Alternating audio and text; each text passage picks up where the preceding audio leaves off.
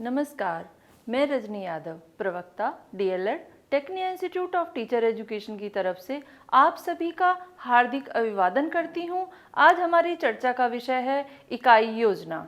इकाई योजना से तात्पर्य एक ऐसे नियोजन से है जिसमें पाठ्यक्रम से संबंधित सत्र में किए जाने वाले कार्य को एक अध्यापक द्वारा छोटी छोटी परंतु सार्थक इकाइयों में बांट दिया जाता है। कार्टर वी गुड के अनुसार इकाई से तात्पर्य किसी एक केंद्रित मूल्य समस्या या प्रायोजन के इर्द गिर्द संगठित विभिन्न क्रियाकलापों, अनुभवों तथा अधिगम सामग्री से है, जिससे शिक्षक के नेतृत्व में विद्यार्थियों के एक समूह विशेष के द्वारा प्रकाश में लाया जाता है। बैस्ले के अनुसार इकाई सामाजिक अनुभवों तथा सूचनाओं के उस संगठन को कहते हैं जो सीखने वालों के लिए महत्वपूर्ण परिणाम उत्पन्न करने में सहायक हो। अब आता है पर्यावरण अध्ययन विषय में इकाइयों का निर्माण। इकाइयों के निर्माण में अध्यापकों को निम्नलिखित बातों का ध्यान रखना चाहिए। पहला है, निर्धारित पाठ्यक्रम में जिस तरह का प्रकरण युक्त विभक्तिकरण किया गया है उसी के अनुरूप विभिन्न प्रकरणों को इकाई मानकर चल सकता है। दूसरा है, विषय में दिए गए विभिन्न प्रकरणों को विषय वस्तु तथा अधिगम के उद्देश्यों की दृष्टि से एक जैसा प्रतीत हो को मिलाकर भी इकाइयों का निर्माण किया जा सकता है।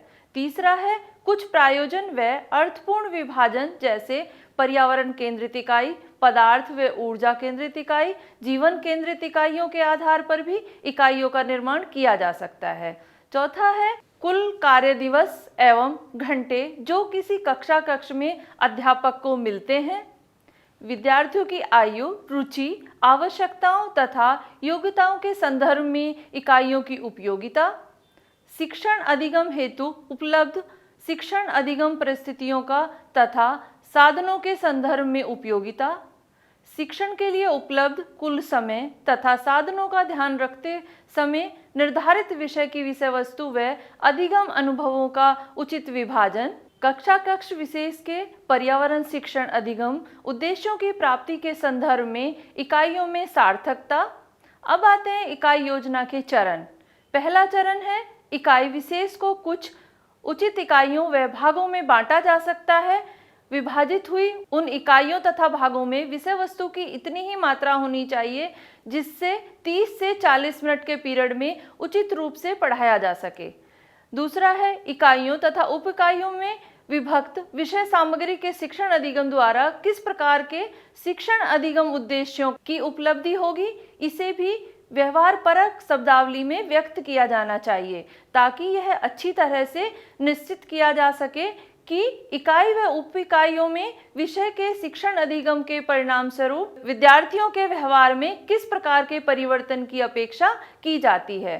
तीसरा है, निर्धारित शिक्षण अधिगम के उद्देश्यों की प्राप्ति को लेकर इकाइयों तथा उप इकाई विषय शिक्षण अधिगम हेतु किस प्रकार की विधियों तथा तकनीक, किस प्रकार की शिक्षण अधिगम के साधनों की सहायता ली जानी चाहिए, इन सब के बारे में पहले से निर्णय लेना चाहिए। चौथा है, इकाई तथा उप विषय की शिक्षण अधिगम प्रक्रिया में अध्यापक तथा विद्यार्थियों के बीच किस प्रकार की अंतिम क्रिया होगी, उसके द्वारा अपनी अपनी भूमिका किस प्रकार से निभाई जाएगी, इसके बारे में निर्णय लेना। पांचवा है, इकाई तथा उप इकाई विशेष के शिक्षण अधिगम के मूल्यांकन हेतु भी उचित निर्णय पहले से ही लिया जाना चाहिए। इसके लिए यही उचित रहता है कि एक इकाई प्रशिक्षण का निर्माण पहले से ही कर लिया जाए। इकाई प्रशिक्षण कितनी अवधि का होगा तथा इसे कैसे लिया जाएगा, इन सब के बारे में भी पहले से ही निर्णय लिया जाना चाहिए। अब आता है इकाई योजना के लाभ। पहला है, मनोवैज्ञानिक। यह योजना मनोवैज्ञानिक सिद्धांतों पर आधारित है। इसमें पूर्ण के स्थान पर अंश पर ध्यान केंद्रित किया जाता है। अब आती हैं छोटी इकाइयाँ। इकाइयों को उप इकाइयों में बांटा जाता है जो स्वयं में पूर्ण होती हैं। छात्र केंद्रित। इस इकाई में छात्र की आवश्यकता तथा योग्यताओं को ध्यान में रखा जाता है। फिर आती है सक्रिय सहभागिता। इस विधि में इस बात पर विशेष बल दिया जाता है कि पाठ में अध्यापक तथा छात्रों में संतुलित भागीदारी बने। इसमें स्वस्थ अंतःक्रियाओं पर बल दिया जाता है। अब आती है स्व अध्ययन एवं रोचकता। इस विधि में छात्रों के चयन पर जोर दिया जाता है एवं इसमें छात्रों की रुचियों को ध्यान में रखा जाता है। इस कारण पाठ में रोचकता आ जाती है। अब आती है इकाई योजना की सीमाएं। इकाई योजना का अपूर्ण ज्ञान। शिक्षकों को इकाइयों के निर्माण तथा उनकी पूर्ति का पर्याप्त प्रशिक्षण प्राप्त नहीं है। इसका कारण प्रशिक्षण संस्थान के कार्यक्रम, पत्र पत्रिकाओं, पुस्तिकाओं तथा अन्य पूरक सामग्री का अभाव हो सकता है।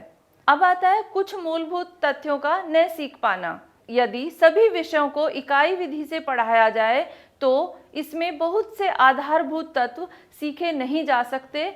संभव है कि विशिष्ट पात्रों, तिथियों, स्थानों, तकनीकी शब्दों आदि की ओर ध्यान न दिया जाए। प्रशिक्षण का अभाव। इस योजना के क्रियान्वयन में जिस जिस प्रकार के प्रशिक्षण की आवश्यकता पड़ती है वह तैयार नहीं किए गए हैं। अब आता है साधनों का अभाव। इकाई के क्रियान्वयन के लिए जिस प्रकार के उपकरणों की आवश्यकता होती है उनका स्कूल में अभाव ही रहता है। अब आती है अध्यापकों की उदासीनता। अध्यापक नई प्रणाली के प्रति कोई विशेष उत्साह नहीं दर्शाते हैं। तो ये थी हमारी आज की चर्चा इकाई योजना नामक विषय पर। मैं इसी के साथ अपनी वाणी को विराम देती हूँ। हम फिर हाजिर होंगे किसी नए विषय के साथ। धन्यवाद, नमस्कार।